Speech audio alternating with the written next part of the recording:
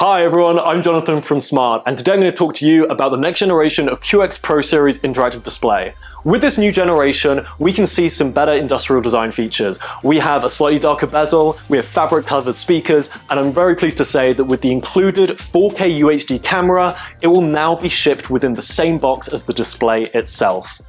Of course, I want to talk about the new styluses. These new styluses make changing the color of your ink as simple as clicking a button, and with a fine eraser on the end of each one, it gives users additional options to edit and correct mistakes. Lastly, let's talk a little bit about what's under the hood here. We have Android 13 now powering the QX Pro series with options to upgrade to Android 15 when it becomes available, meaning that the software can pack that little extra punch to give professionals that added power. That's all to say for now, but please do check out our website for more details or contact your local Smart representative today.